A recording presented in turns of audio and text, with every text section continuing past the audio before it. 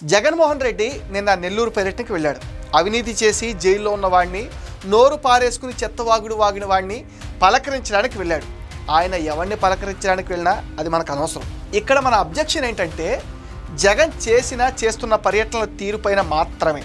నిన్నటి పర్యటనను వాళ్ళ ఛానల్ పూర్తి లైవ్ ఇచ్చింది. జిఎఫ్ఎక్స్ కూడా కలిపి బాగా రక్తి కట్టించారనుకోండి. ఆ లైవ్ చూసిన మహిళలు కూడా భయపడ్డారు.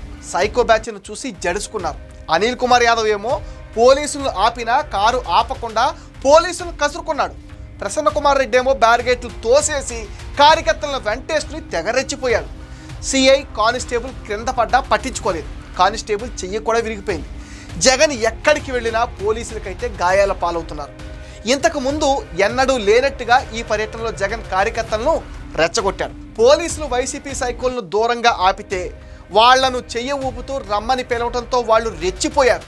రప్ప రప్ప అనటం, సీఎం సీఎం అంటూ ఒకటే అరుపులు గోల. ఒక 4 గంటల పాటు నెల్లూరు పట్టణంలో టెర్రర్ సృష్టించారు. జగన్ క్యాడర్ని రెచ్చగొట్టాడని పోలీసులు కేసు పెట్టాలి. రోడ్ షో చెయ్యొద్దన్నా సరే 8 కిలోమీటర్ల షో చేశాడు.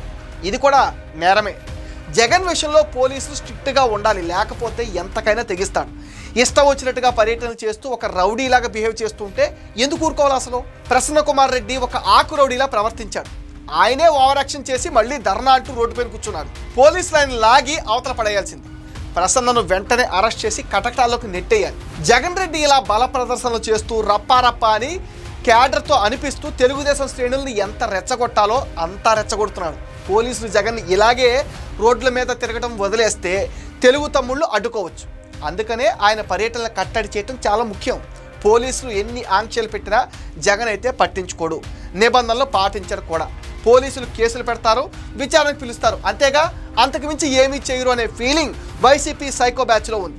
అందుకనే చంద్రబాబు జగన్ పర్యటనల విషయంలో కఠినమైన నిర్ణయం తీసుకోవాలి. ఎట్టి పరిస్థితుల్లోనూ లా అండ్ ఆర్డర్ కంట్రోల్ తప్పకుండా చూడాలి. నిన్న అనిల్ నలపరెడ్లను ముందే హౌస్ అరెస్ట్ చేయాల్సింది. వచ్చిన జనాన్ని జగన్ దగ్గరకు రానియకూడదు, దూరంగా ఆపేయాలి. జనం దగ్గరకు రాగానే వాళ్ళని రెచ్చగొడుతున్నాడు, వాళ్ళు రెచ్చిపోతున్నారు. 1-2 సార్లు ఇలా చేస్తే అప్పుడు జగన్ దారిలోకి వస్తాడు.